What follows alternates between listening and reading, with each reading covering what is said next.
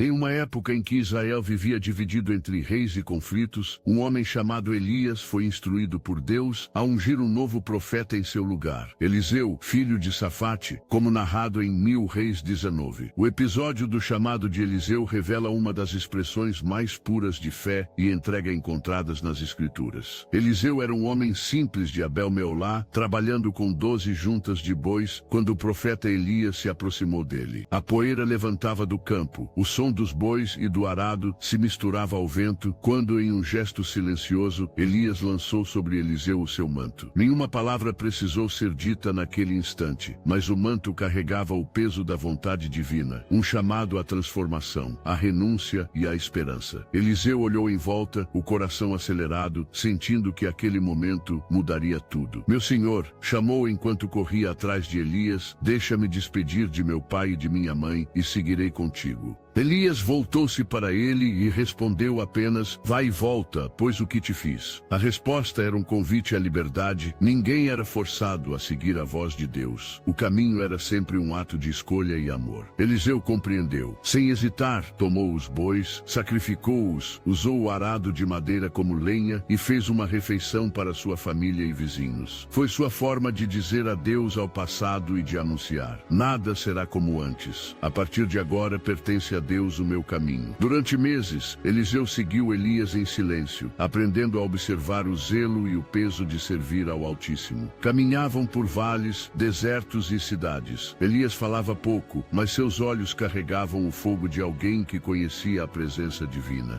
Certa noite, sentado junto a um pequeno riacho, Eliseu perguntou: Mestre, às vezes me pergunto como saber se a voz que ouvimos é de Deus ou do medo. Elias sorriu, olhando as estrelas refletidas na água. O medo grita, filho. Deus sussurra. Ele não força, ele chama, e quando chama, o coração que ama sabe reconhecer.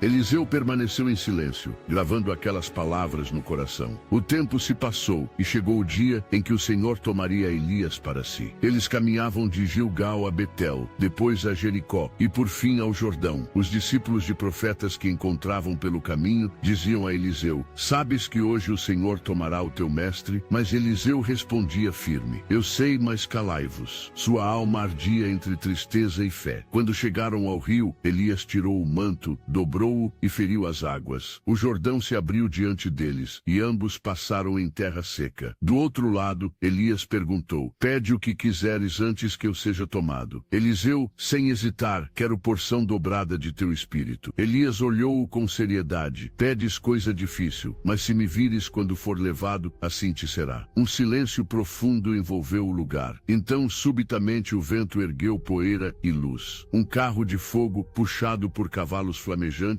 separou os dois. Elias foi elevado ao céu em um redemoinho. Eliseu gritou: meu pai, carros e cavaleiros de Israel, e o manto caiu de suas mãos ao chão. As águas tornaram-se quietas novamente, e o jovem profeta permaneceu só. Ali, em meio ao assombro e à saudade, repousava também a prova final de fé. A poeira assentou-se, o vento cessou, e Eliseu segurou o manto. Onde está o Senhor, Deus de Elias? Clamou com lágrimas. Golpeou o rio com o manto, e as águas se dividiram exatamente como antes. O milagre não servia à glória do homem, mas à confirmação de que o mesmo Deus que agira com Elias continuava presente. Os discípulos que observavam de longe se curvaram e disseram: o espírito de Elias repousa sobre Eliseu. O chamado se consumara. O manto agora pertencia ao servo que escolhera confiar mesmo em meio à ausência. O início do ministério de Eliseu foi cheio de humildade. O profeta não buscou aplausos nem tronos, antes aproximava-se do povo com compaixão. Um dia ele retornou àqueles mesmos campos onde um dia deixara o arado. Encontrou alguns jovens agricultores e lhes disse: não desprezem o trabalho que o Senhor lhes confiou.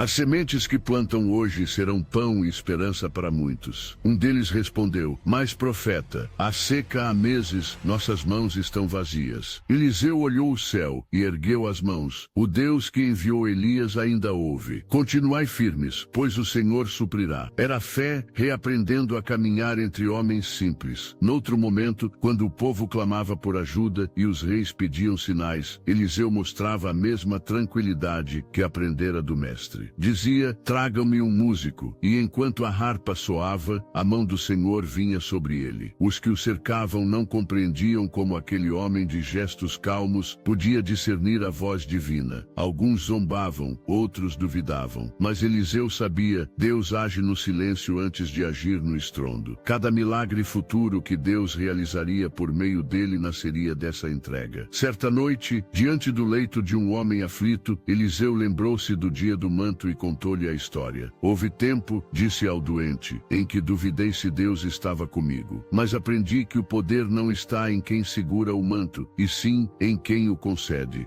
O que ele fez por Elias, faz por todos que confiam. Ele não deixou o rio fechar-se sobre mim, nem deixará a angústia esmagar teu coração. O homem sorriu em meio à dor, e Eliseu orou. O sopro da paz encheu o quarto, não apenas por cura, mas por esperança. As notícias de seus feitos se espalharam, mas Eliseu nunca esqueceu as palavras do mestre. Deus sussurra. Quando os soldados batiam as portas, quando as nações ameaçavam e os reis tremiam, ele buscava silêncio e orava.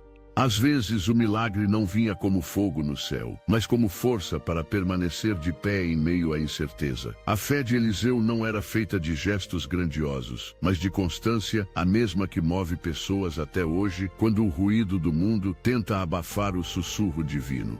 Hoje, ao ler essa história, é impossível não pensar nas escolhas que fazemos quando Deus nos chama. Cada um de nós, em algum momento, sente o toque invisível de um manto sobre os ombros. Um convite a deixar o que é seguro para andar com fé em direção ao desconhecido. Às vezes é uma nova missão, outras vezes é o perdão difícil, a decisão de servir ou o passo em direção a uma promessa. Como Eliseu, podemos olhar para trás e dizer adeus ao arado, confiando que Deus sustenta aqueles que o seguem. O mesmo vento que ergueu Elias continua a soprar, lembrando-nos de que a voz de Deus ainda chama, suave mas firme, para um novo começo.